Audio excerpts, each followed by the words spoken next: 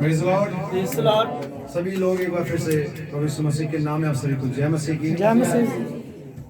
आइए सीधे परमेश्वर के वचन में से पढ़ने निकालेंगे। इनको थोड़ा कम हो जाएगा। इनको बंद कर दो। उत्पत्ति की किताब से पढ़ेंगे।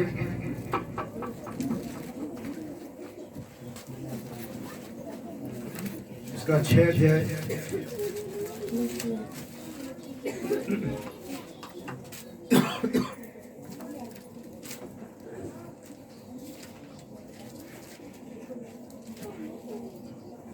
उत्पत्ति की किताब उसका 5वां अध्याय है ये, और इसके मैं 21 वचन से लेकर के आगे तक पढ़ूंगा।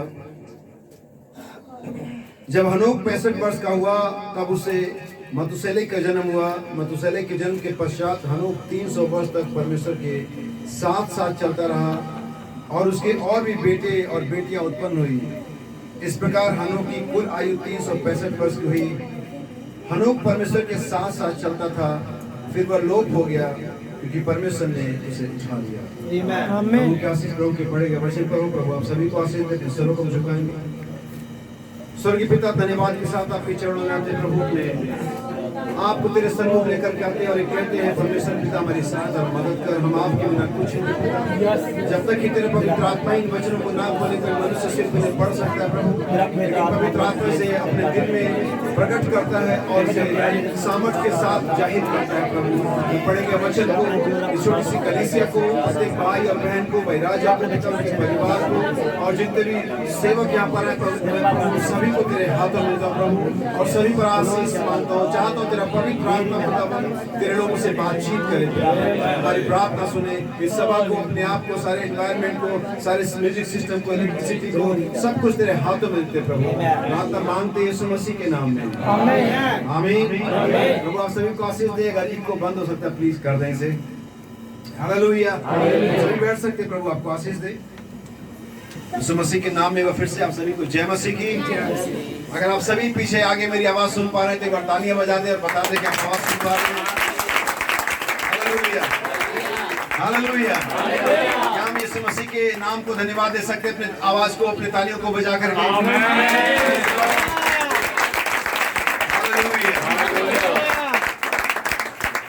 तो मैं अपने परिवार और कलीसिया की तरफ से आप सभी को जय मसीह की कहता हूँ। और शायद मैं दूसरी बार इस गांव में आया हूँ, और इससे पहले एक बार मैं आया था, किसी मुझे याद नहीं किस भाई घर में थी, लेकिन वो मीटिंग छत पे थी, और जैसे मीटिंग शुरू होने वाली थी बहुत भयंकर तूफान आने का वहाँ पर शुरू हो गया था। काले बादल और आंधियाँ चलनी शुरू होने लगी थी। भाई दास मेरे साथ थे और उन्होंने कहा भाई आप ऊपर देखें, मौसम बहुत बिगड़ रहा है। मैंने भाई दास से एक बात कही, मैंने भाई दास थोड़ा और ऊपर देखे।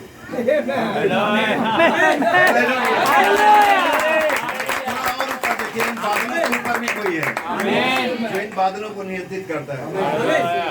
और मेरा संदेश था प्रार्थना का प्रभाव, अगर किसी को याद हो। और हमने मीटिंग शुरू करी। मैंने भाई से कहा आप गाने को शुरू कराएं, ये मीटिंग होगी। और जब तक मीटिंग खत्म हुई तब तक आसमान में तारे चमक रहे थे। हालेलुया। परमेश्वर का धन्यवाद हो कि मीटिंग बड़ी शानदार मीटिंग रही, और शायद उसी प्रार्थना का प्रभाव है कि हम दोबारा यहाँ पर हैं। यीशु मसीह का नाम मुबारक हो। और इससे पहले मैं आगे बढ़ूँ, मैं चाहूँगा कि कोई भी जिसके पास बाइबल भी हो और माइक भी हो, अपनी बाइबल और अपनी माइक खोले ले, क्योंकि मुझे बहुत सारी आयतें पढ़नी है और थोड़ा सा मेरे पास रोशनी कम है, लेकिन मैं कोशिश करूँगा कि मैं आपको बता सकूँ। और सबसे पहले मैं प्रभु यीशु मसीह का इस बात के लिए धन्यवाद देता हूँ कि मैं पंजाब फिर से दोबारा आ सका। लगभग 3 साल के बाद मैं एक पूरे प्रचार के दौरे पर हूँ। लगभग 3-3.5 साल पहले मैं आया था, बीच में 2-3 बार आया, लेकिन वो मुझे एक तरह से वो मेरा भाई दास के बीमारी के सिलसिले में, किसी विवाह के सिलसिले में आया। लेकिन अब इस बार जो मैं आया हूँ लगभग 3 साल के बाद, मैं फिर से आया हूँ कि आपके साथ वचन को शेयर कर सकूँ। और मैं विश्वास करता हूँ कि आज की शाम प्रभु आपको आशीष करने आमीन, आमीन। और मैं थोड़ा स्लो शुरुआत करूँगा, और शायद यही स्पीड अंतिम तक रहे, क्योंकि बहुत ज़्यादा चिल्लाने से बहुत ज़्यादा बातें समझ नहीं आती। आमीन। अगर मैं आपको यहाँ खड़ा होकर के ये नहीं समझा सका कि आज इस दिन में, इस समय में, इस घड़ी में परमेश्वर की मर्जी आपके लिए क्या है, तो मेरा 2 घंटा 1.5 घंटा प्रचार करना व्यर्थ होगा। लेकिन अगर मैं 20 मिनट खड़ा हूँ और मैं 20 मिनट में आपको ये समझा दूँ कि आपके लिए परमेश्वर क्या चाहता है, तो मैं सोचता हूँ कि वो सफल मीटिंग हो जाएगी। अगर 20 मिनट का आधा घंटा का प्रचार आपको इस बात पर ले आ दे और आप पूछे हे भाइयों हम क्या करें, आमेन। हालेलुया। हालेलुया। सुसमाचार हमेशा इस बात पर आपको लाना चाहिए कि हमें क्या करना है। सच है। जब दुनिया का पहला सुसमाचार प्रचार किया पेंटेकोस्ट के दिन 20 मिनट का सुसमाचार था और लोगों के हृदय छेद गए। क्या करें? हालेलुया। आमीन। जब आप ये कहते हुए जाते कि बहुत बढ़िया संदेश था, तो उस संदेश में यीशु मसीह नहीं था। जब आप ये कहते हुए जाते कि बहुत बढ़िया संदेश था, तो उस संदेश में यीशु मसीह नहीं था। लेकिन जब ये कहते हुए जाते कि कितना बढ़िया यीशु मसीह है, जिसके बारे में प्रचारक ने बताया कि हमारा वो यीशु मसीह कितना दयालु, कितना प्रेम करने वाला, कितना अनुग्रह करने वाला, हमारे पापों को माफ करने वाला, हमसे प्रेम करने वाला, चाहे हम किसी भी कंडीशन में हो। आमीन। जब ये कहते हुए कितना बढ़िया यीशु मसीह, तब वो प्रचार होता है। आमीन। ये कहते हुए जाना, वाओ क्या मैसेज था। तो यीशु मसीह किधर था? आमीन। आप मेरे साथ आगे बढ़ना चाह रहे हैं? आमीन। मैं सोचता हूँ कि शायद 8 बज गए हैं, 8:05 हो रहा है। 8 बजे मैं यहाँ पर था और मैं अपनी पूरी बात अगर नहीं रखूं तो फिर बेकार हो जाएगा। तो हो सकता है कि मेरी पूरी बात रखने में 10 बज जाए, हो सकता है कि 9:30 बज जाए, और हो सकता है कि बात 8 बजे से 9 बजे तक ही खत्म हो जाए। लेकिन अगर आपके पास संयम है, धीरज है, तो आप इसे सुनेंगे और मैं विश्वास करता हूँ कि परमेश्वर अपने वचन के द्वारा आपको आशीष करेगा। आमीन। आमीन। कितने लोग इसलिए आए कि वचन को सुन करके लेकर के जाए। हो सकता है कि यहाँ पर दिखने के लिए कुछ आपको दिखाई ना दे रहा हो कि यहाँ पर क्या है, यीशु मसीह कहाँ है, किधर है, मैं समझ नहीं पा रहा हूँ। बिल्कुल सच। कितने लोगों ने कभी पतंग उड़ाई है? हालेलुया। कितने लोगों ने कभी पतंग उड़ाई? लड़कियां सर नहीं, बहनें नहीं उड़ाई, पुरुषों ने जरूर उड़ाया होगा। कई बार पतंग बहुत ऊंची चली जाती है, आमीन। बहुत ऊंची, और वो दिखती भी नहीं है। हालेलुया। और आपका दोस्त आके कहता है कि ये क्या ऐसे ऐसे कर रहे हो? आप कहते मैं पतंग उड़ा रहा हूँ। किधर है पतंग? मुझे तो दिख नहीं रही है। कहता है वो, तुझे कैसे मालूम? वो कहता मेरे हाथ में जो रस्सी है ना, जो धागा है, उसमें प्रेशर, उसमें दबाव। मैं उस दबाव को अनुभव कर रहा हूँ, इसलिए मैं जानता हूँ कि पतंग दिख भले नहीं रही है, लेकिन वो है, क्योंकि मेरे हाथों में रस्सी का दबाव महसूस हो रहा है। हो सकता है कोई यीशु ना दिख रहा हो यहाँ पर, किधर खड़ा है, उधर खड़ा, इधर खड़ा, नहीं मालूम मुझे किधर खड़ा, लेकिन वो है क्योंकि मैं दबाव को महसूस कर रहा हूँ, उसकी उपस्थिति को महसूस कर रहा हूँ। हालेलुया। कितने लोगों ने कभी हवा, एयर को देखा है? हवा नहीं बोलो, हवा, एयर किसी ने देखा है? लेकिन कभी कहते आज हवा नहीं चल रही है। देखा नहीं तो तुमको किससे मालूम कि चल नहीं रही है? आज बहुत तेज चल रही है, वो भी नहीं देखा, लेकिन मैं महसूस करता हूँ कि वो चल रही है और नहीं चल रही है, तेज चल रही है और धीरे चल रही है। यीशु मसीह का वचन बताता है कि जैसे हवा इधर से उधर चलती है, वैसे परमेश्वर के पुत्र होते हैं। आमीन। आमीन। आप महसूस कर सकते हैं कि यीशु यहाँ है। अगर आपके हृदय में वो दबाव है, अगर हृदय के अंदर वो खिंचाव है, अगर हृदय के अंदर वो प्यास है, याद रखिए वो खिंचाव, वो प्यास, वो दबाव सिर्फ परमेश्वर का आत्मा उत्पन्न करता है। कोई मनुष्य का, व्यक्ति का प्रचार आपको आत्मा से भर नहीं सकता जब तक कि आपके अंदर में परमेश्वर का बीज वचन ना हो। मैं विश्वास करता हूँ कि परमेश्वर ने हर एक उस भाई और बहन को जिसको जगत की उत्पत्ति से पहले बुलाया है, उसके अंदर में एक बीज को डाला हुआ है और आत्मा बीज को ढूंढते हुए आता है। अगर आप बाइबल को ध्यान से पढ़ेंगे, बाइबल कहती है यूहन्ना बपतिस्मा देने वाला आया और वो कहता मैं तो ना जानता था कि यीशु कौन सा है, या उसे मैं नहीं पहचानता था, लेकिन जिसने मुझे भेजा उसने मुझे कहा जो जिस पर तू आत्मा को उतरते और ठहरते देखे वही होगा जो आगे पवित्र आत्मा से बपतिस्मा देगा। सो यूहन्ना नहीं जानता था, यूहन्ना के पास कोई फोटो नहीं थी, यूहन्ना के पास कोई आइडेंटिटी नहीं थी यीशु मसीह की, लेकिन यूहन्ना को चिन्ह दिया गया कि जिस पर तू आत्मा को उतरते और ठहरते देखे। तो यूहन्ना कहाँ? यरदन नदी में खड़ा हो गया, बोला बपतिस्मा लेने सब इधर ही आएंगे, मुझे घर घर जाकर के टाइम वेस्ट नहीं करना है, वो इधर ही आएगा। हमें और एक दिन हजारों बपतिस्मा के बाद एक दिन मसीहा आता है, क्योंकि सुबह से शाम तक बपतिस्मा देता था। तो मैं कह सकता हूँ कई दिनों के बाद, कई महीनों के बाद, हजारों बपतिस्मा के बाद एक दिन मसीहा आता है। हालेलुया। और भविष्यवक्ता की उकाब रूपी आंखों से पहले देखती हैं और कहता है परमेश्वर का मेमना है। आमीन। लेकिन अभी बात पूरी नहीं हुई। और जब यीशु मसीह बपतिस्मा लेता है, आसमान खुल जाता है, पवित्र आत्मा कबूतर की नहीं आता है और उसमें ठहर जाता है। ये आकाशवाणी और ये चिन्ह और ये सीन सिर्फ यूहन्ना के लिए था। वहाँ और भी लोग, और भी बपतिस्मा लेने वाले और जो पहले ले चुके थे, और भी फरीसी और भी सिपाही और लोग खड़े थे, लेकिन किसी ने बात देखी नहीं। ये बात सिर्फ यूहन्ना ने देखी, ये बात सिर्फ उसके लिए थी। आज यीशु यहाँ पर है, मैं यकीन करता हूँ यहाँ, लेकिन सभी को दिखेगा नहीं, लेकिन जिसको प्रतिज्ञा दिया गया है, जिसके हृदय में वचन बीज जगत उत्पत्ति से पहले बोया गया है, वो आज यीशु मसीह से मुलाकात करके ही जाएगा।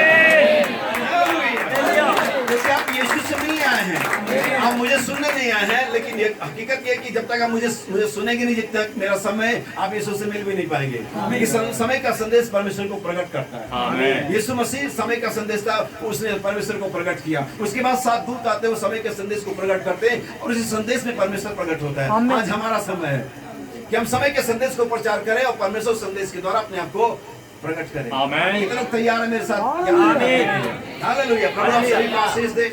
आइए तो हम पढ़ेंगे, निकालेंगे नीति वचन के द्वारा, फिर मैं अपना शीर्षक आपको बताऊंगा।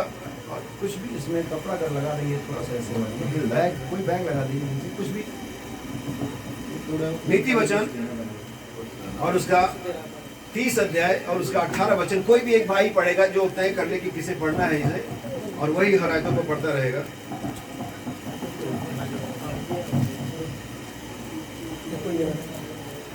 नीति वचन 30 अध्याय उसका 18 वचन लिए, ठीक है। कोई भी एक जना निकाले, क्योंकि मुझे जल्दी जल्दी पढ़ना होगा, कि बहुत आयतें मुझे पढ़नी है। नीति वचन 18 अध्याय 30 वचन।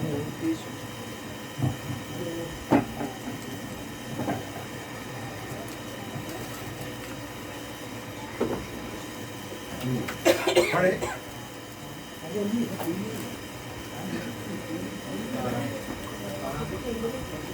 30 की 18। Proverbs chapter 30 verse 18, नीति वचन 30 उसका 18। 3 बातें मेरे लिए अधिक कठिन हैं, वरन 4 हैं। ध्यान से सुने, इनके बाद बाइबल नहीं है, वो ध्यान से सुने। यहाँ पर नीति वचन, दुनिया का सबसे बुद्धिमान व्यक्ति सुलेमान अपने वचनों में देखता है 3 बातें हैं जो मेरे लिए कठिन है, वरन 4 है, जो मेरी समझ से परे। वो जो समझ से परे हुए 4 बातें सुनिए आप। आकाश में उकाब पक्षी का मार्ग, चट्टान पर सर्प की चाल, समुद्र में जहाज की चाल और कन्या के संग पुरुष की चाल। बस कर। ये 4 बातें जिसके लिए सुलेमान कहता है मेरे 4 बातें मेरे समझ से परे है। आसमान में उकाब पक्षी का मार्ग, चट्टान पे सर्प की चाल, समुद्र में जहाज की चाल और किसी पुरुष की कुंवारी लड़की के साथ चाल। यानी यहाँ पर चाल के बारे में, वॉक के बारे में, वे के बारे में बात कही जा रही है। इसलिए मेरा संदेश है हनोक की चाल। 4 चालें हमने यहाँ पर पढ़ी हैं, अभी और भी पढ़ेंगे, लेकिन मेरा शीर्षक मैं बता दूंगा कि हमने उत्पत्ति 5 अध्याय के 21 वचन से पढ़ा, जहाँ पर हनोक आता है, जिसके बारे में लिखा हुआ कि वो 300 साल तक परमेश्वर के साथ चलता रहा। क्या आप मेरे साथ आधा वचन बोल सकते हैं? तभी मुझे पता लगे कि आप जानते हैं, सुनते हैं। इसलिए मैं इन आयतों को इसलिए शुरू में बोलता हूँ, थोड़ा स्पीड स्लो रखता है, ताकि मैं जान लूँ कि कितने लोग वचन को जानते हैं। आमेन। ताकि मैं परख सकूं कि कितने लोग इसे रिसीव कर रहे हैं, कितने लोगों का मन लग रहा है। अगर आपने वचन नहीं पढ़ा, आपको आयतें नहीं मालूम है, आपकी स्टोरीज नहीं मालूम है, तो ये वचन, ये बातें आपको कुछ फायदा नहीं देगी। लेकिन अगर आपको पता है तो ये वचन आपको फायदा देगा। बाइबल यहाँ पर कहती है हनोक 300 साल तक परमेश्वर के साथ चलता रहा। तो हनोक के चाल के बारे में बात करेंगे, लेकिन इससे पहले मैं हनोक के चाल के बारे में बात करूं, मैं आपको बताऊंगा कि दुनिया में कितनी प्रकार की चालें होती हैं, कितनी प्रकार के वॉक होते हैं। एक तो अभी आपने सुना मॉर्निंग वॉक, ये भी एक वॉक होती है, इवनिंग वॉक होती है, नहीं तो कई सारी वॉक होती है। लेकिन सुलेमान यहाँ पर 4 तरह की चाल की बात करता है और कहता है सबसे पहली चाल की बात करता है, कहता है आसमान में उकाब पक्षी की चाल। कभी आप उसे देख रहे हैं ध्यान से, किस प्रकार से वो बिना पंखों को फड़फड़ाए उड़ता है, किस प्रकार से अपनी दिशा को बदलता है, किस प्रकार से वो छोटी मछली जो समुद्र में थोड़ा ऊपर आती है 1 सेकंड के लिए कि सांस ले सके और उसे पकड़ के ले जाता है। उस चाल की दुनिया में कोई ऐसा पक्षी नहीं है जो उस चाल की बराबरी कर सके। वो यूनिक वे है, यूनिक वॉक है, यूनिक फ्लाई है, उसकी बराबरी नहीं है। गिद्ध और तमाम और जानवर और ये पक्षी उसकी बराबरी नहीं कर सकते। फिर वो कहता है चट्टान पे सर्प की चाल। कभी अगर आपने सड़कों पर या चट्टानों पर, पत्थरों पर सर्प को चलते हुए देखा, वो बस आपको जिग जैग लगता है, आपको लगता है एक ही जगह चल रहा है, लेकिन वो काफी दूर पहुंच चुका हो। कभी आप समुद्र में जहाज की चाल, कभी अगर आपने गाड़ी चलाई हो और आपकी गाड़ी पानी में चल रही हो, चारों तरफ पानी हो लगभग 1 फीट या उससे कम, तो आपको पता ही चलता कि आप पानी इधर जा रहे हैं और आप इधर जा रहे हैं, आपको लगता है गाड़ी इधर जा रही है। पानी में जब आप होते तो आपको चाल का पता नहीं चलता है। और आखिरी वाला सो मोस्ट डेंजरस कि किसी पुरुष का कुंवारी लड़की के साथ चाल, क्या ही चाल होती है, वो वाला सब समझते होंगे। और वो जल्दी से कैसे तैयार होता है, कैसे लोगों से छुपता है, कैसे अपने आप को सोचता है कि कोई नहीं देख रहा है जबकि सब उसे देख रहे होते हैं, और वो उसको ऐसा लगता है। तो ये 4 चालें हैं। मैं उन बातों के बारे में बात नहीं करूंगा, मैं सिर्फ ये दिखा रहा हूँ कि मेरे में बहुत सारी चालें हैं, इन्हें समझना कठिन है, लेकिन जिसके बारे में आज मैं बात करूँ वो हनोक की चाल है। आमीन। क्योंकि हमने 2 गीत आखिर में गाया, वो दोनों गीत इसी बात से संबंधित है कि मैं बदल रहा हूँ, विश्वास हो गया है, अलविदा है जमाने, हालेलुया। लेकिन आखिरी अलविदा हनोक ने अपनी फैमिली को दिया, अपनी पत्नी से कहा प्रिय भाई, बच्चों से कहा मम्मी का ध्यान रखना, और चला गया, और फिर नहीं आया। अलविदा, वो आखिरी अलविदा था, आखिरी सलाम था उसका, आखिरी उसका सैल्यूट था अपने फैमिली के लिए, अपने लोगों के लिए, और फिर वो दोबारा कभी दिखाई नहीं दिया। बाइबल कहती है वो लोप हो गया, लेकिन हम जानते हैं वो उठा लिया गया परमेश्वर ने उसे। लेकिन इससे पहले ऐसा होता, उसके साथ कुछ बातें थी। अगर आप थ्योरी नहीं समझेंगे तो आप कभी भी प्रैक्टिकल में पास नहीं हो सकते। रैप्चर में सभी को जाना है, लेकिन रैप्चर में कैसे जाना ये जानना जरूरी है। सच्चा है। आपको जाना है बहुत अच्छी बात है, लेकिन अगर आप ये नहीं जान पाए कि कैसे जाना है। आमीन। हमारा भाई बर्नम एक बहुत बढ़िया बात कहता है अपने संदेश के अंदर में, मसीह परमेश्वर का भेद जो प्रकट किया गया। भाई बर्नम कहता है कि वो कब आएगा हम नहीं जानते, उसने कभी नहीं बताया कि वो कब आएगा। इवन प्रेरितों के काम में अगर आप पढ़ेंगे पहला अध्याय में, चेलों ने उठाए जाने के समय यीशु से पूछा हमें बता ये बातें कब होगी, क्या तो इजराइल को आज ही राजी फेर देगा। यीशु ने ये बात जानना तुम्हारा काम नहीं है। सच्चा है। बहुत सारे बिलीवर ये बात जानने में लगे रहते इजराइल में क्या चल रहा है। जब यीशु मसीह ने 2000 साल पहले बोला जानने का तुम्हारा ये काम नहीं कि इजराइल में क्या चल रहा है, इजराइल कब लौटेगा। लेकिन सारे बड़े बड़े ज्ञानवान मैसेज के इजराइल में क्या ढूंढते रहते। बाइबल नहीं पढ़ते कि ये जानना इजराइल कब लौटेगा तुम्हारा काम नहीं है, तुम्हारा काम है कि तुम कब उठाए जाओगे। बड़ी सिंपल सी बात है, बड़ी छोटी बात है, लेकिन समझ में आती नहीं है। हमने सारा समय उसी में बर्बाद करते हैं, यूट्यूब में और सर्च में, हिस्ट्री में। इजराइल में 3rd टेम्पल कब बन रहा है, लाल बछिया कब आ रही है, और उनके याजक कब आ रहा है, लेवी गोत्र को पहचान लिया गया। तुम्हें क्या मतलब इससे? इजराइल कब लौटेगा जानना तुम्हारा काम नहीं है। तुम्हारा काम मेरी गवाही देना है, तुम्हारा काम पवित्र आत्मा पाना है, तुम्हारा काम रुके रहना है। और अक्सर हम अपना काम करने में दूसरों के काम में टांग अड़ाते हैं।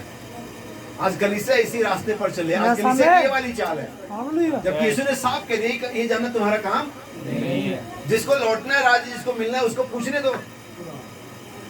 इजरायली को पूछने दो, यहूदी को पूछने दो कि प्रभु हमारा राज्य तुम्हें कब देगा। तुम्हें क्या टेंशन है? तुम्हें रैप्चर में जाने का टेंशन होना चाहिए, तुम्हें बदल जाने का टेंशन होना चाहिए, तुम्हारे उठाए जाने का टेंशन होना चाहिए। लेकिन हमें वो टेंशन नहीं है, बाकी सारे। हालेलुया। इसीलिए मैंने कहा धीरे धीरे आप समझ जाओ कि मैं क्या कहना चाह रहा हूँ। तो ये जानना जरूरी है कि हम कैसे उठाए जाएंगे। भाई बहन कहते हैं कि उसने हमें कभी नहीं बताया कि वो कब आएगा। ठीक है, क्या उसने बताया कभी? यीशु का इसे पुत्र नहीं जानता, इसे पिता ही जानता है। आमीन। और लेकिन नबी भाई बहन आगे क्या कहते हैं, या आप सुन ध्यान से। भाई बहन कहते हैं उसने कभी नहीं बताया कि हम वो कब आएगा, लेकिन भाई बहन ये बताते हैं कि 7 गजना ये बताती हैं कि हम कैसे उठाए जाएं। आप क्या जानना चाहते हो, वो कब आएगा और ये कि कैसे उठाए जाओगे। अगर आप ये जान लो कि कब आएगा और आप ये ना जानते हो कि कैसे उठाए जाओगे, तो फिर क्या फायदा। बिल्कुल सच। बात है। मैं इसी बात को तेज चिल्ला के बोल सकता था, लोग कहते बजाते, लेकिन मैं चाहता हूँ कि आप समझो। बाइबल जिसे हम पढ़ते हैं परमेश्वर का वचन है। ये कोई मैगजीन नहीं है, कोई न्यूज़पेपर नहीं है, कोई हमारे पढ़ने वाले सिलेबस की किताबें नहीं। ये बाइबल है, जीवित वचन है, और इस पर मुहर किया हुआ है, इसको सील किया हुआ है। आप कहते हैं 7 सील, मैं कहता हूँ पूरी की पूरी बाइबल सील की गई है।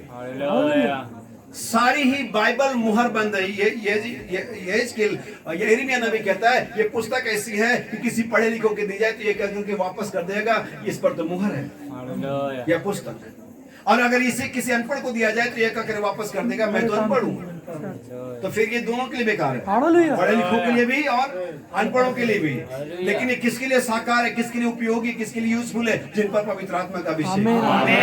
हालेलुया। पवित्र आत्मा का अभिषेक वही से समझते यीशु का पिता ने कभी नहीं बताया कि ये पुत्र को ये बात पता नहीं, पिता के वश में। यीशु का नबी कहता है वो कभी नहीं बताता कि वो कब आएगा, लेकिन हमें ये बताएगा कि हम कैसे उठाए जाएंगे। और आज शाम में कोशिश कर रहा हूँ कि हम ये जाने हम कैसे उठाए जाएंगे, क्योंकि मेरी सारी टेंशन यही है। दुनिया के अंदर में सारी, अगर संस्थाओं में जाओ, डिनोमिनेशन में जाओ, उनकी सारी टेंशन थी। बपतिस्मा लेने से पहले चर्च में कब्रिस्तान है, आपके कब्रिस्तान है, बिल्कुल सच। उनकी सारी टेंशन कब्र में जाने की रहती है, पूरी जिंदगी कब्र में जाने की टेंशन है। कब्रिस्तान है आपके? नहीं, हमारा मैसेज कब्र में डालने वाला नहीं है।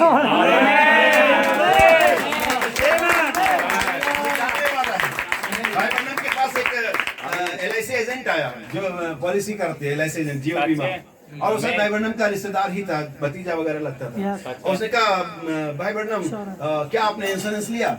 भाई बहन कहते हाँ मैंने लिया। भाई बहन कहते किचन में से मैडम मुझे देख रही थी, इसने कब लिया? मैडम समझ नहीं पाई, असल ले गया, मुझे बताया नहीं। अक्सर पत्नियां कहती तुमने क्या मुझे बताया नहीं। मैं नहीं सोचता कि बहुत ज्यादा जरूरी की हर बात बताई जाए। पत्नियां सोचती कि हमें बताते नहीं, हमसे नफरत करते। कई बार हमें सोचते कि बेचारी को टेंशन हो जाएगा, उनकी सोच अलग, हमारी सोच अलग। हम इसलिए बताते कि बेचारी टेंशन, बहुत सारी टेंशन वैसे रहती, एक और दे देते। हम टेंशन से बचाना चाहते हैं, वो टेंशन लेना चाहते हैं। आपकी मर्जी, आप क्या करते हैं। भाई बहन कहते मैंने ले लिया। भाई बहन से वो बंदा कहता अच्छा कौन सा लिया? कहता अनंतकालीन इंश्योरेंस की जगह भाई बहन कहते इटर्नल एश्योरेंस, बिल्कुल सुरक्षा, आश्वासन। अच्छा वो कहता है उसका कार्यालय कहाँ है? ऑफिस का, हेड ऑफिस का है। भाई बहनों कहते स्वर्ग। तब वो लड़का समझ गया क्योंकि बिली भाई बहनों को जानता था प्रचारक की। भाई बहनों को बंदा कहता है भाई बहनों ये वाला जो आपने लिया है इटर्नल एश्योरेंस, ये आपको कब्र में नहीं पहुंचा पाएगा। भाई बहन कहते मेरी सारी चिंता कब्र में से निकलने की है, मेरी चिंता कब्र में जाने की नहीं, मेरी सारी चिंता कब्र में से निकलने की है।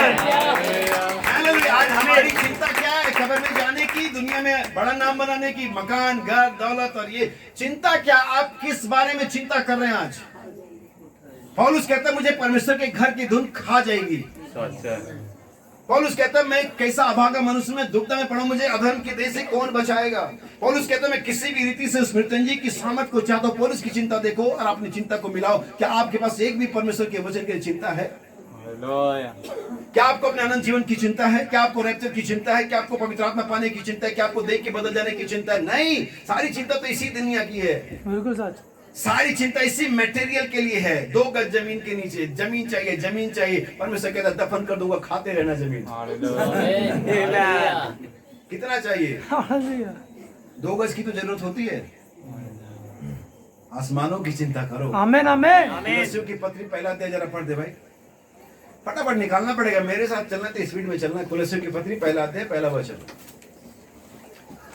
और हो सकता है कि 11 भी बज जाए। आमीन आमीन।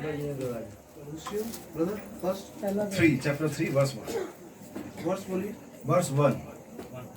हे भाइयों, मैं तुमसे इस रीति से बातें ना कर सका जैसे आत्मिक लोगों से, परंतु जैसे शारीरिक लोगों से। अतः जब तुम मसीह के साथ जिलाए गए, अतः जब तुम मसीह के साथ जिलाए गए, ये बात उन पर लागू होती है जो जिलाए गए हैं, उन पर नहीं लागू होती जब भी पाप में संसार में दुनिया में मरे हुए हैं। ये बात उन पर लागू होती है जो जिलाए गए हैं। सुनिए, अतः जब मसीह के साथ जिलाए गए तो स्वर्गीय वस्तुओं की खोज में रहो। तो बाइबल इस तरह से कहती है कि स्वर्गीय वस्तुओं पर ध्यान लगाओ या खोज में रहो। लेकिन आज हम किसकी खोज में है? आप अपने आप से पूछ लो, मैं किसकी खोज में मैं जानता हूँ, आप किसी को आप जानते। लेकिन अगर आप जिलाए गए तो बाइबल कहती है स्वर्गीय वस्तुओं की खोज में रहो। क्या हम पवित्र आत्मा की ढूंढ डांट कर रहे हैं? क्या हम अनंत जीवन की ढूंढ डांट कर रहे हैं? क्या हम नए देश में जाने की तैयारी कर रहे हैं? हम आखिर कर क्या रहे? संडे संडे चर्च आ रहे हैं, यही तो कर रहे हैं। इससे रैप्चर नहीं होगा। बिल्कुल ये हनोक की चाल नहीं है। बाइबल कहती है हनोक 300 साल तक परमेश्वर के साथ चलता रहा। कितने साल? 300 साल ही क्यों? 350 साल क्यों नहीं? जबकि 500 साल का उम्र था उसका टोटल। बाइबल एक ऐसी किताब है जिसको समझना बहुत ही मुश्किल है। मैं दोबारा कहता हूं, इसी बात को एक शब्द बदल दूंगा। बाइबल एक ऐसी किताब है जिसको समझना बहुत ही आसान है। ये मुश्किल तब होती है जब आप इसे अपनी समझ से पढ़ते Yes, हैं। amen. ये मुश्किल तब होती है जब किसी को डिफीट करने के लिए, किसी को हराने के लिए इसमें से पढ़ते हैं। सच है। लेकिन ये तब आसान हो जाती है जब अपने जीवन को बचाने के लिए इसे आमेन, पढ़ते हैं। आमेन। आपका पढ़ने के दौरान इंटेंशन क्या है? आपका पढ़ने के दौरान आप ढूंढना क्या चाह रहे हैं? इसके ऊपर में बात करती है आपसे। हमें क्या आप समझ पा रहे हैं? आमेन। मेरे भाइयों, मेरे बहनों, जिस विषय पर आपने अपना समय खराब किया, आपने गर्मी में परेशान हो रहे हैं, तो आप खाली हाथ मत जाओ। मैं चाहता हूं कि आपके पास आज एक बेहतर समझ हो, आपके पास एक बेहतर तैयारी हो, आपके पास बेहतर प्लान हो कि आप कैसे रैप्चर में चले जाएंगे। आमेन। सिर्फ एक गाना कि मैं बदल रहा हूँ, वास्तव में आप नहीं बदल रहे हैं। सिर्फ एक कहना अलविदा, पता नहीं आप किसको, जमाने को अलविदा कह रहे हैं या खुदा की सच्चाइयों को अलविदा कह रहे हैं। जो हम गाएं, जो हम बोलें, जो हम प्रचार करें, उसे हम समझें, उसे हम जिए, तभी ये सच्चा प्रभाव डालता है दूसरों पर। तो हम हनोक के बारे में बात करें, हनोक की चाल के बारे में बात करें। सबसे पहले मैं हनोक के उम्र के बारे में बताऊं। हनोक लगभग 300 साल चलता रहा, लगभग 500 साल की कुल उसकी उम्र हुई, उसके बाद उठाया गया था। हनोक जब पैदा हुआ तो उस समय आदम की उम्र 650 साल थी। आप कहेंगे आदम उस समय था क्या? यस, अगर आप बाइबल को सही से पढ़ेंगे, उनकी उम्र को जोड़ेंगे, बाइबलिकल जैसे वंशावली में जोड़ा जाता, तो आपको पता चलेगा कि आदम हनोक के टाइम भी जिंदा था, क्योंकि आदम 950 साल रहा जिंदा। आमेन। 930 साल लगभग। और हनोक, उस समय जब हनोक पैदा हुआ तब आदम जिंदा था और उसकी उम्र उसमें समय लगभग 650 साल थी। इवन जब नूह का जल प्रलय हुआ तब भी नूह और हनोक एक समय पृथ्वी पर रहे थे। आपने भाई आलोक कैसे मालूम? भाई बहन कहते हैं जब नूह ने देखा कि हनोक उठा लिया गया है, तो जहाज के आसपास रहना चाहिए। समझ आई बात? तो इसी तरह से अगर इनकी उम्र के हिसाब से कब, किस उम्र में कौन पैदा हुआ और कितना जिंदा रहा और कब मरा, अगर आप इसको जोड़े घटाएंगे तो आप पता चलेगा कि आदम 650 साल का था जब हनोक पैदा हुआ। तो मैं ये कहने जा रहा हूं कि हनोक ने जो समझ पाई, जो विश्वास पाया, जो जानकारियां पाई अपने दादा इंटू 6, लक्कड़ दादा भी नहीं होगा तो लक्कड़ दादा से भी आगे का होगा, दादा इंटू 6, और वहां से उसने क्या पाया? समझ पाया, परमेश्वर के साथ चलता रहा। किसके साथ? परमेश्वर के साथ। कैसे यह संभव था कि एक व्यक्ति जो मटेरियल, एक व्यक्ति जो फिजिकल, एक व्यक्ति जो देह है, वो परमेश्वर के साथ चले? और साथ चलने के लिए कुछ प्रिंसिपल्स होते, सिद्धांत होते हैं। मैं बाइबल कल बात करूं, बाइबल का प्रचार करूं, इसलिए मुझे बाइबल कल ही बताना पड़ेगा। साथ चलने का पहला प्रिंसिपल ये होता है कि आप जिसके साथ चलना है वो और आपका एक मन हो, एक विचार हो, एक सहमति हो। क्योंकि बाइबल में लिखा है अगर दो जन एक मन के ना हो तो साथ नहीं चल सकते। तो ये यकीन कर सकता हूं मैं और ये मानता हूं, मैं आपको बताना चाहता हूं कि हनोक का मन, हनोक के विचार, परमेश्वर के विचार एक विचार थे।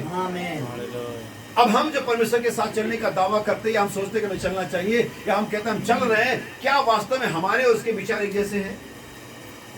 क्या हमारे अंदर में जो कैरेक्टर है और परमेश्वर के अंदर में जो कैरेक्टर है एक जैसे है? फिर आप कैसे दावा कर सकते हैं कि आप परमेश्वर के साथ चल रहे हैं, जबकि वो कुछ और कहता है, वो कुछ और सोचता है, उसका कुछ और नेचर है, आपका कुछ और नेचर है। दो जन अगर एक मन के ना हो तो साथ नहीं चल सकते, नहीं चल सकते। आमेन। तो मैं यकीन करता हूं कि परमेश्वर का मन हनोक के अंदर में था। चलिए मैं आगे बढ़ता हूं। और हनोक 300 साल ही क्यों चलता रहा? मैंने कल अमृतसर में बताया, अब्राहम को जब बुलाया गया, जगह उत्पत्ति 12 अध्याय पढ़ेंगे तो उसमें लिखा हुआ है कि अब्राहम से परमेश्वर ने कहा अपने देश, अपने कुटुंब, अपने पिता के घराने को छोड़ के 3 बातें वापस। सच है। कितनी बातें हैं? 3। क्या क्या? पहला देश है जो एक बड़ा सर्कल है, दूसरा उसका कुटुंब है जो उससे छोटा सर्कल है, और तीसरा उसका घराना है जो उससे छोटा सर्कल है। और ये कितने 100 साल चलता रहा? 300 साल। कलीसिया जिसे परमेश्वर ने शुद्ध किया अपने पुत्र यीशु के लहू से, उसके कितने स्टेप हैं रैप्चर में जाने के? 3। शुद्धिकरण, पवित्रीकरण, पवित्र आत्मा का बपतिस्मा। हमारी देह कितने चक्र में बनी है? 3 चक्र में, आत्मा, प्राण और देह। परमेश्वर की जो सिद्धता है वो तीन गुणों में होती है, पिता, पुत्र और पवित्र आत्मा। क्या आप समझ पाए? आमेन। इसीलिए हनोक 300 साल साथ परमेश्वर के साथ चलता है, ताकि उस कलीसिया का जो यीशु मसीह दूसरे आदम से 7वीं पीढ़ी में, उसका रिप्रेजेंटेशन कर सके। बाइबल कहती है पुराना नियम नए नियम का छाया है। इसीलिए आप यहूदा की पत्री पढ़ेंगे, 14वीं आयत पढ़ेंगे, क्योंकि एक ही चैप्टर है उसमें, तो लिखा हुआ कि हनोक भी जो आदम से 7वीं पीढ़ी में था। क्योंकि अगर आप आदम की वंशावली पढ़ेंगे, उत्पत्ति 3, 4, 5 पढ़ेंगे, तो कैन की वंशावली में भी हनोक है। कैन के वंशावली में भी हनोक है। इसीलिए परमेश्वर के वचन पे वेरीफाइड करना पड़ा कि कोई और हनोक ना समझ लेना, कोई भी हनोक नहीं, वो जो आदम से साथी पड़ी में था, वो जो आदम की वंशावली में था। कोई भी कलीसिया उठाई नहीं जाएगी। परमेश्वर उस कलीसिया का मार्क किया हुआ, चिन्ह दिया हुआ। अगर परमेश्वर कैन को चिन्ह ठहरा सकता है तो परमेश्वर कलीसिया को भी चिन्ह देगा। क्या आप समझ पा रहे हैं? सो मेरे भाई बहन ध्यान देना, हनोक 300 साल परमेश्वर के साथ चलता रहा। हनोक के पश्चात जो उसका बेटा उत्पन्न हुआ उसका नाम था मथुसेलह, और ये मथुसेलह सबसे लंबी उम्र जीने वाला व्यक्ति था बाइबल के अंदर में। 969 साल, 969, इतने साल ये पृथ्वी पर जिया, आदम से भी ज्यादा लंबी उम्र थी।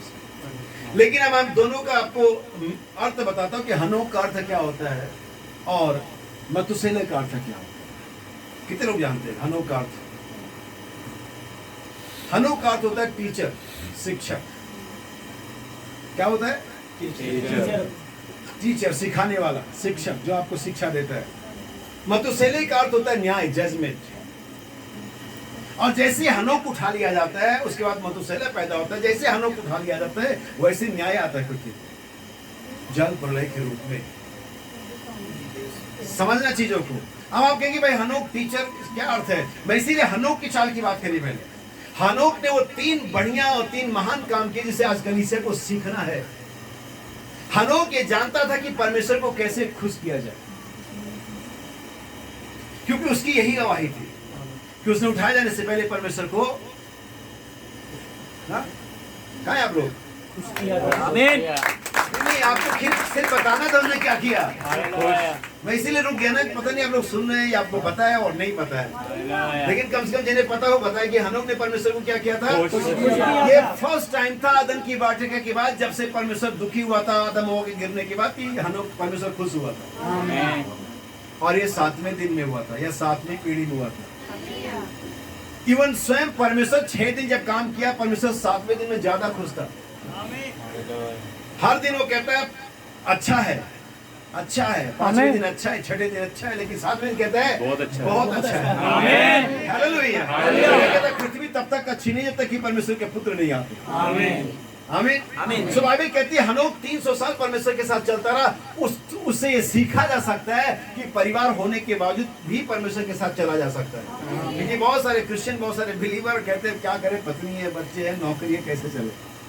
हनोक के भी थे, दाऊद को पढ़ना ध्यान से, उसकी पत्नी उसके बच्चे थे, फिर भी वो परमेश्वर के साथ चल सकता था, चला। तो हनोक जो टीचर है, जो शिक्षक है, वो हमें बताता है कि परमेश्वर के साथ कैसे चला जाए, परमेश्वर को कैसे खुश किया जाए और कैसे विश्वास से बदल जाया जाए। तो हम हनोक से 3 बातें सीख सकते हैं, लेकिन तब जब हम उसकी चाल चलते हो। हमें इब्रानियों की पत्री पढ़ेंगे 11 अध्याय उसके 4थे वचन से। इब्रानियों की पत्री 11 अध्याय, जहाँ हनोक का गवाही आता है, 5वां 6वां वचन होगा ये। विश्वास ही से हनोक उठा लिया गया। कैसे उठा लिया गया? आश्चर्य कर्मों के द्वारा नहीं, विश्वास के द्वारा। आमीन। बड़े अच्छे प्रचार के द्वारा नहीं, विश्वास के द्वारा। बहुत ज्यादा दान और दशमांश देने के द्वारा नहीं, विश्वास के द्वारा। विश्वास से ही हनोक उठा लिया गया कि मृत्यु को ना देखे। किसको ना देखे? मृत्यु को। और आज हमारे सामने जो सबसे बड़ा दुश्मन है, बाइबल कहती है जो अंतिम बैरी है, वो मृत्यु। लेकिन परमेश्वर का वचन बताता है कि मसीह यीशु में उस पर भी जयवंत है। आमीन। हे मृत्यु तेरा डंक कहाँ रहा? क्योंकि विश्वास के द्वारा मृत्यु के डंक को भी क्या कर देते? तोड़ देते, उसमें फतेह पाते। सो बाइबल कहती है ताकि मृत्यु को ना देखे और उसका पता नहीं मिला, क्योंकि परमेश्वर ने उसे उठा लिया था। क्योंकि परमेश्वर ने उसे उठा लिया था। आमीन। अब वो चलता किसके साथ था? परमेश्वर के साथ। आमीन। आप इस दिन में कैसे परमेश्वर के साथ चल सकते हैं? कोई तो तरीका होना चाहिए, क्योंकि परमेश्वर आपके साथ आके आपको हाथ पकड़ के देखो मैं आगे, मेरे साथ साथ चलो, आज चलो हम 2 किलोमीटर एक साथ, ऐसा नहीं है वो। अब आपके सामने एक सवाल हो जाए कि आखिर हनोक किस रीति से, किस प्रोसेस में हनोक परमेश्वर के साथ चलता था?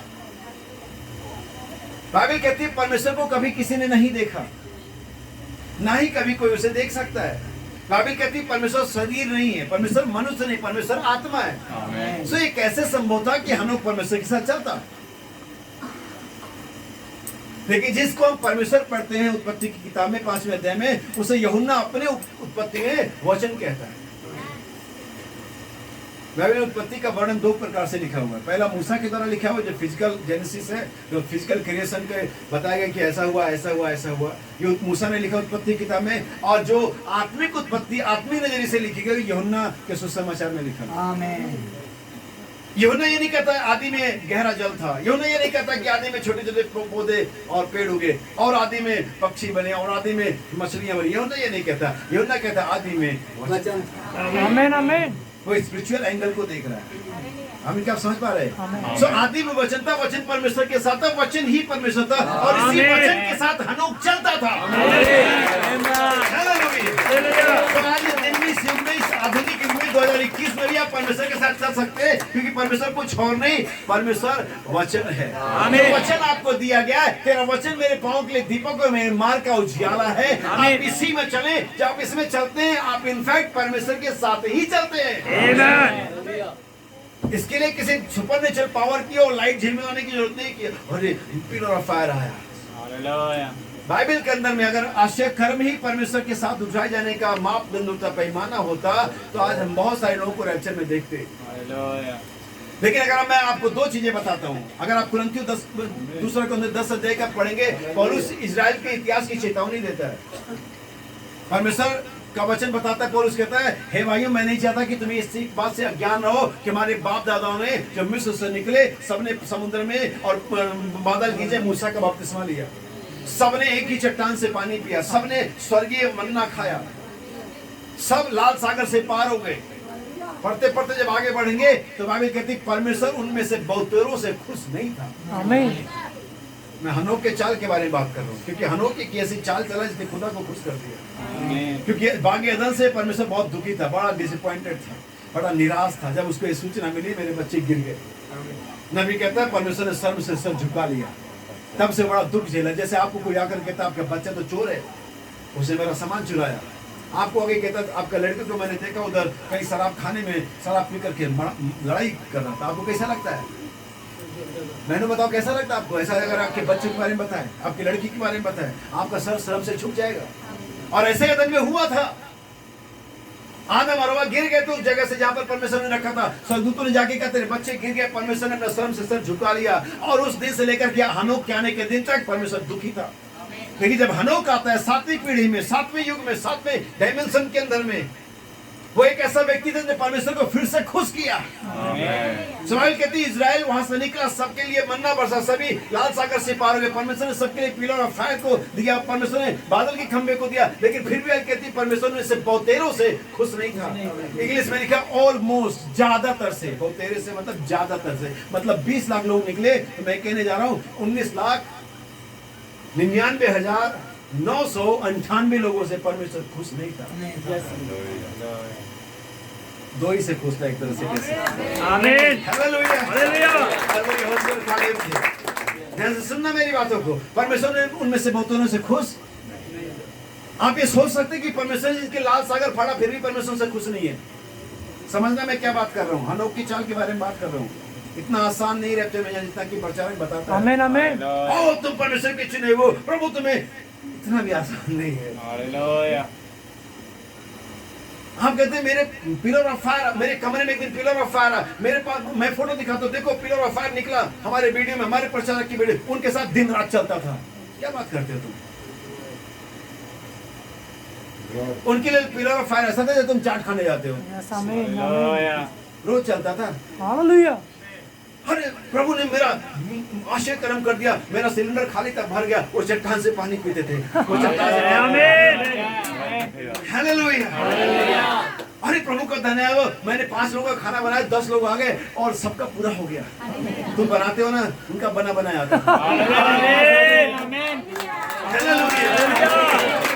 लेकिन कमाल ये था कि इसके बाद ही परमेश्वर से खुश नहीं था। अपने आश्चर्य कर्मों को आगे मत कर देना कि प्रभु मेरे साथ बड़ा बना रहता है। मैं आपको भेद की बात बताता हूँ, हालांकि भेद नहीं लिखा है लेकिन हम बोलते नहीं लोग। परमेश्वर दुष्ट आत्माओं की प्रार्थनाएं सुन लेता है। जैसे बड़ा कॉलर ऊंचा करने की बात नहीं कि प्रभु मेरी प्रार्थना सुनता है, दुष्ट आत्माओं की भी सुनता है। कॉलर ऊंचा करने के बाद बताऊंगा। क्योंकि मेरा फर्ज है कि मैं आपको बताऊं बिल्कुल साचा। कि मैं इसीलिए खड़ा हूं ताकि आप जान लें रियलिटी क्या है, हकीकत क्या है। आमीन। जितनी दौड़ में हम दौड़ रहे हैं, क्या हम दौड़ भी रहे हैं? क्या हम रेस में है भी या पहले ही डिस्क्वालीफाई हो गए? कई बार रेस शुरू होने से पहले, कई बार आपकी परीक्षा होने से पहले कुछ ऐसे कॉज होते, कारण होते हैं कि आपको पहले डिस्क्वालीफाई कर दिया जाता, आप नहीं कर सकते। सच्चा। कई बार आपकी जाति होती है, अच्छा आप जनरल में आप नहीं कर सकते, अच्छा आपकी प्राइवेट जॉब है आप नहीं कर सकते, मतलब आप बैठो, इससे पहले कि आप बैठो एग्जाम में, इससे पहले कि आप रेस दौड़ो, आप पहले ही डिस्क्वालीफाई है। इससे पहले कि आप ट्रैक पे जाओ और दौड़ो, आपका टेस्ट होता है, मेडिकल टेस्ट होता है, और फिर ब्लड निकालते, यूरिन का टेस्ट लेते, अच्छा आपने ड्रग्स लिया हुआ है, गो बैक। दौड़ने से पहले ही खत्म हो जाता मामला। लेकिन आप जो दौड़ रहे हैं, जो दौड़ने का दावा कर, जो दौड़ना चाहते हैं, मैं आपको बताना चाहता हूँ कि परमेश्वर खुश कैसे होता है। हाँ, लोग ने किया था, वो पहला व्यक्ति था जिसने परमेश्वर को खुश किया था। इजराइल को परमेश्वर ने मिस्र से निकाला, 10 आश्चर्य कर्म इजराइल ने प्रकट किए, लाल सागर बना दिया वहां पर। ऐसा सिस्टम बनाया, सोलर सिस्टम को पता नहीं कैसे खुदा ने घुमाया कि सारे मिस्र में अंधकार और गोसेन में उजाला कर दिया। हालेलुया। ये सिर्फ वही कर सकता है। आमीन। कैसा सोलर सिस्टम रहा होगा उसका, सूरज को किस एंगल में रखा होगा उसने, मुझे नहीं मालूम, लेकिन ये उसने किया। 10 आश्चर्य कर्म दिखा करके मिस्र को निकाल लाया, उनके लाल सागर को 2 भागों में कर दिया, और वो जो मार्ग था वो परमेश्वर के लोगों के लिए बना हुआ था। बाइबल बताती है कि जब वो आगे निकल गए, उनको भूख लगी, परमेश्वर ने मन्ना बरसाया। अभी मन्ना रोटी की बात छोड़ो, उनको लगा कि मिस्र में बहुत मीट वगैरह मिलता है, इधर तो अभी मीट कई हफ्ते हो गए, हर संडे निकल जा रहा, मीट नहीं खा रहे। परमेश्वर ने कहा बोला बटेरे खिलाता हूं, बटेरे खिला रहा है, चट्टान से पानी पिला, रात को पिलर ऑफ फायर से रास्ता दिखा रहा है, दिन को पिलर ऑफ क्लाउड से उनकी छाया बन जा रहा है। हालेलुया। और फिर भी मार रहा है लोगों को, फिर भी लोग मर रहे हैं, कभी 24,000, कभी 14,000, कभी 2600, कभी 1200, कभी 250। बाइबल कहती परमेश्वर उनमें से ज्यादातर से खुश नहीं था, जबकि परमेश्वर उनके साथ काम कर रहा है। आपको सोचना यह है कि मेरे साथ काम हो रहा है, ठीक है, वो अच्छी बात है। क्या परमेश्वर मुझसे खुश है? क्या परमेश्वर को मैं खुश कर पा रहा हूं? तो परमेश्वर को खुश कैसे किया जाएगा? हालेलुया। और बाइबल बताती है कि वो जंगल में ज्यादातर लोग ढेर हो गए, उन्होंने कहा हमारे बाबा जंगल में स्वर्ग से मन्ना का यीशु का, उनकी कब्रें अभी भी जंगल में पड़ी हुई है।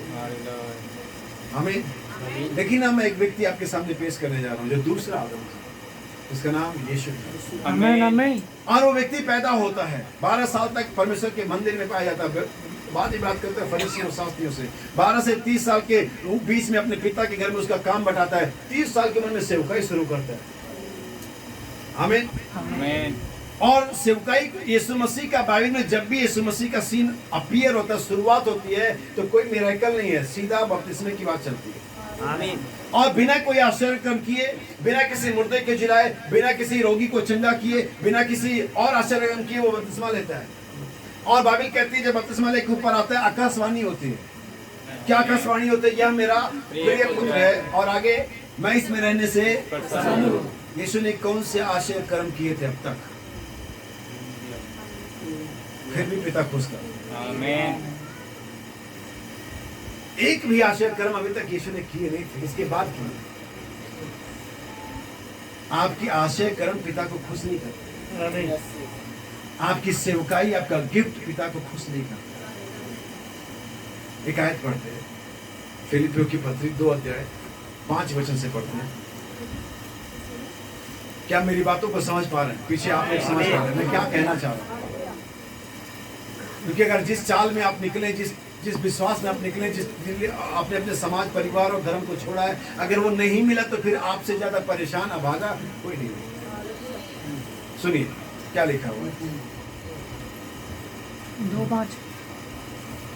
जैसा मसीह यीशु का स्वभाव था वैसा ही तुम्हारा भी स्वभाव हो, जिसने परमेश्वर के स्वरूप में होकर भी परमेश्वर के तुल्य होने को अपने वश में रखने की वस्तु ना समझा, वरन अपने आप को ऐसा शून्य कर दिया और दास का स्वरूप धारण किया। अपने आप को शून्य कर दिया, दास का स्वरूप धारण किया और मनुष्य की समानता में हो गया। किसकी समानता में? क्यों हो गया? ताकि मनुष्य को बचाए, ताकि मनुष्य को वापस अपनी समानता में लेकर। मनुष्य के समानता में हो गया और मनुष्य के रूप में प्रकट होकर अपने आप को दीन किया और यहाँ तक आज्ञाकारी रहा। यहाँ तक आज्ञा, यहाँ पर लिखा है यहाँ तक आज्ञाकारी रख। आप कहाँ तक आज्ञाकारी है? आपके आज्ञा मानने का लेवल क्या है, मापदंड क्या है? हम इतना आज्ञा मानते कि हम चर्च चले जाते, लेकिन हम इतना आज्ञा नहीं मानते कि गाली सुन की गाली ना दे। नहीं, ये कैसे मान लो उसने मुझे गाली दिया। आप कहाँ तक आज्ञाकारी है? पत्नी के लिए बाइबल कहती पत्नी अपने पति के अधीन रहे। बाइबल कहती पत्नी के लिए अपनी पत्नी से अपने देह के समान प्रेम करे। बाइबल कहती लड़के वाले माँ बाप के अधीन रहे। बाइबल कहती माँ बाप भी लड़कों को रीस ना दिलाए। यस आमीन। कलीसिया पास्टर के साथ चले, पास्टर कलीसिया पर हुकूमत ना करे। ये सारी बातें आप कहाँ तक आज्ञाकारी हैं? आपके आगे मानने का आपके तो ये नहीं होगा मुझसे, यानी कि आप उस लेवल तक ही है बस। आपका एक लेवल है कि आप यहाँ तक तो बात मानेंगे, इसके बाद आप भाई बहुत हो गया, इसके बाद मैं बर्दाश्त नहीं कर सकता था। आप कहां तक है? लोग कहते हैं, भाई बहन कहते, लोग कहते मेरे पास इतना पवित्र आत्मा है। कितना? इतना, इतने से नहीं होगा। इतना पवित्र आत्मा है कि चर्च जा सके। इतना पवित्र आत्मा नहीं कि झूठ बोलना छोड़ सके। चर्च जाने के लायक पवित्र आत्मा है। आपके पास कितने के लायक पवित्र आत्मा आप दे दो। आपके पास हो सकता है इतना पवित्र आत्मा हो कि आप चर्च जा सके। आपके पास इतना पवित्र आत्मा हो कि आप बाइबल पढ़ सके, दुआ कर सके। आपके पास इतना पवित्र आत्मा हो कि आप विश्वास कर सके। इतना पवित्र आत्मा कि आप आराधना कर सके। लेकिन क्या इतना है कि रैप्चर में चले जाए? हालेलुया। आपके पास कितना एक लेवल है? आपके आज्ञा मानने का लेवल का क्या है? शर्तें होती इसके बाद हम नहीं कर पाएंगे भैया। लेकिन यीशु के लिए यहाँ तक आज्ञाकारी रहा।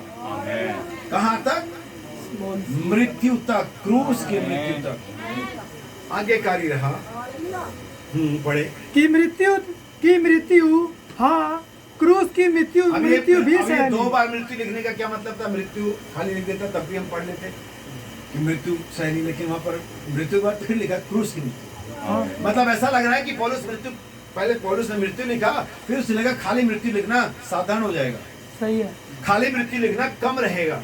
खाली मृत्यु लिखने से वो मर्म नहीं प्रकट होगा जो यीशु की मृत्यु में था।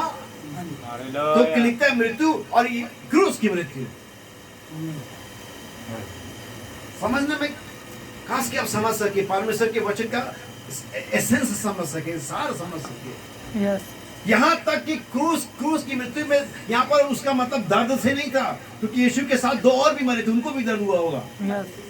लेकिन वो जीवन का राजकुमार था। आमीन। वो स्वर्ग का परमेश्वर था। हालेलुया। वो था जो सारे आदर महिमा के योग्य था। लेकिन क्रूस की मृत्यु अपमान की मृत्यु होती है। आमीन। क्रूस की मृत्यु श्राप की मृत्यु होती है। इसलिए बाइबल मृत्यु नहीं क्रूस की मृत्यु कहती है। वो इसके लायक नहीं था, हम इसके लायक थे। बाइबल कहती है यहाँ तक आज्ञाकारी की मृत्यु, हाँ क्रूस की मृत्यु, अपमान की मृत्यु। उसका खून और पानी अलग अलग हो गया था। तुमको कोई कितना मारे, तुम्हारा कितना भी एक्सीडेंट हो जाए, ऐसा नहीं होगा कि तुम्हारा खून और पानी अलग हो जाए। ऐसा तब होता है जब हृदय टूट जाता है। ऐसा तब होता है जब आपको कोई अपना व्यक्ति धोखा दे देता है, कहते सॉफ्ट हो गया। उसका खून और पानी अलग अलग हो गया क्योंकि वो उसके लोगों से बेइज्जत का मृत्यु दिया। वो कह रहा, वो हमारे लिए जलालत सा, जलालत, मृत्यु की जलालत, बेइज्जती। आमीन। और फिर भी खामोश रहा। क्रूस की मृत्यु हाँ सह लिया। और आगे क्या लिखा सुनिए। इस कारण, किस कारण? परमेश्वर लिखा हुआ है कि परमेश्वर उसको सबसे बड़ा नाम, सबसे ऊंचा स्थान क्यों दिया? उस कारण में ये नहीं है कि इसलिए कि यीशु ने मूर्ति जीवित किए। मैं यीशु की बात कर रहा हूँ, प्रचारकों की तो बात क्या करूं मैं? जो आज है और जो कल थे उनको छोड़ो। वो प्रचारक के अंदर में देखो कितना बीमार चंगी होते हैं, कितने लोगों को नौकरी मिल जाती है। प्रचारक कहता है आप खड़े रहिए, आपका मोबाइल रिचार्ज हो जाएगा। मैं तो कहता हूँ खड़े रहिए, आपका बैटरी स्विच ऑफ हो जाए ताकि आप सुन सकें। आमीन। हालेलुया। आमीन। तो ये नहीं लिखा कि चूंकि उसने मुर्दे जीवित किए, चूंकि उसने पानी पर चल के दिखाया, चूंकि उसने तूफान को शांत कर दिया, इसका परमेश्वर ने उसे ऊंचा नाम दिया। परमेश्वर इसका ऊंचा नाम नहीं देता है। परमेश्वर इसका अनंत जीवन नहीं देता है। परमेश्वर अनंत जीवन आज्ञाकारिता के कारण। आमीन। क्या आप आज्ञा मानते हैं? आमीन। या आप खाली हाँ प्रभु प्रेज द लॉर्ड, आमीन, हालेलुया, आशा कर। इस कारण, किस कारण कि वो आज्ञाकारी रहा। आमीन। इस कारण नहीं कि उसने मौजे किए, इस कारण नहीं कि उसने मुर्दे जीवित किए, इस कारण कि वो आज्ञा लिखा हुआ किस कारण। ये मत कहना ये वो बहुत अच्छी बात है उसने मुर्दे जीवित किया, हमें भी प्रभु अनुग्रह देगा, हम भी करेंगे, लेकिन इससे वो हो या ना हो आज्ञाकारिता में रहना है। आमीन। इस कारण परमेश्वर ने उसे सबसे ऊंचा नाम दिया, इस कारण सारे घुटने उस नाम के आगे झुकेंगे। हालेलुया। याद रखिए कि हनोक 300 साल चला, कि 3 चरणों में चला, शुद्धिकरण, पवित्रीकरण, पवित्र आत्मा का बपतिस्मा। अब्राहम को बुलाया गया 3 चरणों में, अपने देश से, अपने कुटुंब से, अपने घर पिता के घराने को छोड़ के निकाला। आमीन। 300 साल अब्राहम हनोक चला, और यीशु मसीह की सेवकाई भी 3 चरणों में थी, हम सभी जानते हैं। तीसरा खिंचाव हम जानते हैं। तीसरा खिंचाव क्या है आपको बताने की जरूरत नहीं है, नहीं अभी आप इसे समझ पाओगे। मेरा मानना इससे पहले कि मैं बीजगणित पढ़ाऊं, मुझे आपको पढ़ा लेना चाहिए। आमीन आमीन। तभी आप बीजगणित कभी समझ पाएंगे। आमीन। क्या एक और आयत पढ़े, इफिसियों की पत्री 5:15 वचन। इफिसियों 5 उसका 15 वचन। बस थोड़ा सा समय और आपका लूंगा मैं। इसलिए ध्यान से देखो, इसलिए ध्यान से देखो कि कैसी चाल चलते हो। परमेश्वर का वचन तुम्हारे चाल के बारे में बात करता है। हमने चाल कई प्रकार की देख ली, हमने स्त्री पुरुष की, कुमारी लड़की के साथ चाल देख ली, हमने आसमान में उकाब पक्षी की चाल देख ली, हमने चट्टान पर सर्प की चाल देख ली, हमने पानी में जहाज का चाल देख लिया, हमने हनोक का चाल देख लिया। अब बाइबल कहती है इसलिए ध्यान से देखो कि तुम कैसी चाल करते हो और निर्बुद्धि ना हो। जो अपनी चाल नहीं जानता, अपनी वॉक नहीं जानता, वो निर्बुद्धि है। आपको कहीं पता नहीं कि आप क्या कर रहे हैं, कहां चल रहे हैं, आपको कहां चलना चाहिए, आप क्या कर रहे हैं। यूहन्ना की पत्री निकालेंगे, पहला अध्याय 6 वचन से मेरे ख्याल से होना चाहिए। यूहन्ना की पत्री, पहला यूहन्ना और उसका पहला अध्याय 4 वचन से पढ़े, मेरे ख्याल से वही होगा ये।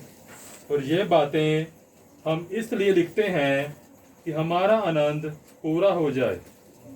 ठीक है, आगे पढ़ते रहे, शायद 6 में होगा। जो समाचार हमने, 6वीं आयत से पढ़े। यदि हम कहें कि उसके साथ हमारी सहभागिता है, हम उसके साथ चल रहे हैं, हमारी सहभागिता उसके साथ है। वास्तव में आज कलीसिया है, या तो पास्टर के साथ चलनी है, या तो समाज के साथ चलनी है, या तो किसी सिद्धांत के साथ चलनी है। हम पूछते हैं दूसरे पास्टर से, आजकल वो किसके साथ चल रहा है, तुम बताओ तुम किसके साथ चल रहे हो, तुम्हारा कौन सा पास्टर है, तुम्हारा क्या डॉक्ट्रिन है। हम दूसरा कौन किसके साथ चल रहा है, हमारी ये खोजबीन ज्यादा है। हम ये ध्यान से देख ले कि तुम कैसी चाल चलते हो। जितने भी पास्टर्स हैं, कोई भी XYZ बिलीवर, स्त्री पुरुष, तुम कैसी चाल चल रहे हो, तुम किसके साथ चल रहे हो। तुम पादरी के साथ चल रहे हो, तुम समाज के साथ चल रहे हो, तुम फैशन के साथ चल रहे हो, तुम दुनिया के साथ चल रहे हो, तुम टेक्नोलॉजी के साथ चलो, या तुम परमेश्वर के साथ चलो। आमीन। बिल्कुल सच, परमेश्वर के अलावा किसी के भी साथ चल लीजिए, नरक नहीं पहुंचेंगे। बिल्कुल सही। एक तरफ परमेश्वर, दूसरी तरफ कोई भी कुछ भी स्वर्ग नहीं जा पाएंगे। और मैं मैसेज में स्वर्ग जाने के लिए आया हूं। आमीन आमीन। हालेलुया।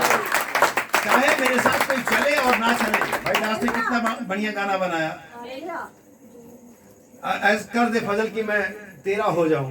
मेरे साथ कोई हो ना हो फर्क नहीं पड़ता। अगर मेरे हाथ में यीशु का हाथ है, मुझे फर्क नहीं पड़ता कि कौन मेरे साथ। आमीन आमीन। मुझे यीशु के साथ चलने दो, बाकी दुनिया किधर भी जाने दो। हालेलुया। बाइबल कहती ध्यान से देखो कैसी चाल चलती हो।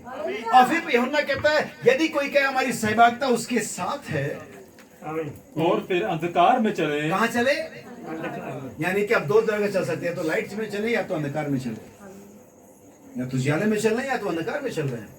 एक और आयत पढ़ूंगा, इन आयतों को आप पढ़ लेना ध्यान से, घर में अपनी स्टडी कर लेना। उत्पत्ति 17 अध्याय, ठीक है आप पढ़ो मत, मैं बता देता हूं इसे क्या लिखा हुआ है। परमेश्वर अब्राहम पर प्रकट हुआ और अब्राहम से कहता है अब्राहम मेरी उपस्थिति में चल। आमीन। कहाँ चल, अब्राहम मेरी उपस्थिति में चल और सिद्ध हो जा। आमीन। आप परमेश्वर की उपस्थिति से बाहर ना तो उठाए जाएंगे और ना ही सिद्ध होंगे।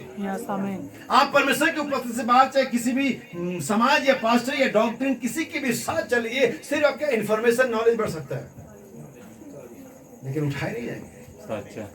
लेकिन अगर आपको ये बात पता चल जाए कि आप इस मैसेज में उठाए जाने के लिए आए हैं, क्योंकि उठाए जाने वाला संदेश है आमीन। ये हमारे उठा ले जाने के संदेश हमें दिया गया है। ध्यान से देखो कैसी चाल चलते हो, निर्बुद्धि मत बनो, पर समझो कि प्रभु की इच्छा क्या है। जो व्यक्ति परमेश्वर की इच्छा नहीं जानता, बाइबल के अकॉर्डिंग वो निर्बुद्धि है। कि आपके जीवन में परमेश्वर ने आपको आखिर क्यों बचाया? हमारा नबी कहता 3 चीजें जैसे पहचानी जानी है और 2 चीजें पहचानी गई हैं। शैतान कौन है पहचाना गया है, परमेश्वर कौन है पहचाना गया है। लेकिन नबी का तीसरी चीज अभी तक पहचानी नहीं गई, और वो मैं और आप ही है। क्या आप पहचानते आप कौन है? परमेश्वर ने आपको क्यों बुलाया वहां से, किया परमेश्वर ने क्या कर रहे हैं आज शाम को? हमारा नबी कहता है, ध्यान से सुनना, मैं बस 2-4 बातें आपके लिए बताऊंगा और मैं आगे बढ़ जाऊंगा। नबी कहता है जब हनोक पैदा हुआ तो आदम 650 साल का था, और बाइबल कहती है कि आदम परमेश्वर का पुत्र था। मत्ती रचित समाचार में लिखा हुआ है, और आदम परमेश्वर का था। आदम परमेश्वर का पुत्र कहलाया, क्या नहीं कहलाया वो? और हनोक किसके साथ चला? परमेश्वर के साथ। लेकिन यहाँ पर एक समझने की बात है जो अभी तक हमने समझा नहीं। हनोक के पास पृथ्वी और स्वर्ग दोनों का रिप्रेजेंटेशन था। हनोक परमेश्वर के साथ चला, जो कि स्वर्गीय रिप्रेजेंटेशन है, स्वर्गदूत कह सकते हैं एक तरह से। और आदम परमेश्वर का पुत्र पृथ्वी पर है। परमेश्वर ने हनोक को दोनों तरह का रिप्रेजेंटेशन प्रोवाइड किया। स्वर्ग से भी गाइडलाइन मिल रही है और पृथ्वी से भी मिल रही है। स्वर्ग से परमेश्वर की गाइडलाइन मिल रही है, प्रेजेंस से मिल रही है, सारे तौर तरीके मिलने की कैसे चलना है। और पृथ्वी पर परमेश्वर का पुत्र खड़ा है, जो कि आदम भले ही गिर गया है लेकिन अभी भी परमेश्वर का पुत्र है। पाप आपको परमेश्वर के पुत्र से अलग नहीं कर देती है। पाप आपको परमेश्वर, जब आप, अगर आप पापी नहीं था परमेश्वर के पुत्र है, पापी जब आप गिरे हुए परमेश्वर के पुत्र है, बस इससे ज्यादा कुछ नहीं हो जाता। जब उड़ाऊ पुत्र का नाम सुना है ना, खाली उड़ाऊ नहीं, पुत्र अभी भी है। उड़ाऊ भले लेकिन पुत्र है। पाप रिलेशन नहीं कट कर देता है, दूरी पैदा करता है, सिर्फ दूरी पैदा करता है, कट नहीं करता है। पाप ने हमें परमेश्वर से दूर किया है। गुनाह ने हमें परमेश्वर से बातचीत करना बंद करा दिया है। गुनाह ने परमेश्वर का प्रेम थोड़ा सा ठंडा हो गया, थोड़े दूर हो गए। लेकिन जैसे आप भय कहेंगे ना, वो फिर से वैसे होने लगेगा। परमेश्वर का वादा, मैं तुम्हें वापस लौटा कर के ले आऊंगा। लौटा ले आऊंगा। उड़ाऊ पुत्र लौटा, पिता ने उसको फिर से वेलकम किया, रेड कारपेट बिछा दिया उसके लिए। बैंड बाजे वाले उधर प्रैक्टिस कर रहे हैं, उधर हादसा वाला मुर्गा और बकरा बना रहा है, और उससे कह रहा सुनार से अंगूठी लेकर के, दूसरे का टेलर के पास इसके वर्दियां लेकर के, तीसरे का जूता निकाल के लिए बर्टी का पार्टी कर रहे वो। किसके लिए? उड़ाऊ पुत्र के लिए। कहता खो गया था, मिल गया है, मर गया था, जी गया है। आप खो गए थे, बस खत्म नहीं हो गए थे। अगर आप मर गए थे, प्रभु के पास जिला उठाने लेकर के आता है। हालेलुया। सो हनोक के पास स्वर्ग का रिप्रेजेंटेशन था और हनोक के पास पृथ्वी का रिप्रेजेंटेशन था। अभी बात मैं क्यों कह रहा हूँ? क्योंकि जिस पीढ़ी में हनोक था उसी पीढ़ी में हम भी हैं। हनोक आदम से साथ ही पीढ़ी में था। जो पहला आदम था परमेश्वर का पहला पुत्र था, हम यीशु मसीह दूसरा आदम साथ में काल में। तो जरूरी कि हमारे पास भी स्वर्ग से और पृथ्वी से दोनों का रिप्रेजेंटेशन हो। सातवां स्वर्गदूत जब पृथ्वी पर आता है तो पृथ्वी का 7वां दूत पृथ्वी पर होता है। संदेश पढ़ेंगे अंतिम समय का विषय। नबी कहता है जब वो 7वां स्वर्गदूत माइटी एंजल आता है, जो क्राइस्ट हिमसेल्फ मसीह स्वयं है, तब पृथ्वी का 7वां दूत यहीं पर होता है। क्या समझे? आमीन। तो जो ये कलीसिया रैप्चर के लिए जा रही, जिस चाल में जा रही, जिस वॉक में जा रही है, इसको स्वर्ग का पृथ्वी का दोनों का रिप्रेजेंटेशन मिला। इसलिए ताकि ये कलीसिया भी उठा ली जाए, और हम विश्वास करते हैं हम उठा लिए जाएंगे। आमीन। क्योंकि हमारे पास दोनों अनुग्रह मिला हुआ है। आमीन। स्वर्ग से भी और पृथ्वी से भी। आदम परमेश्वर का पुत्र था और हनोक परमेश्वर के साथ चलता था।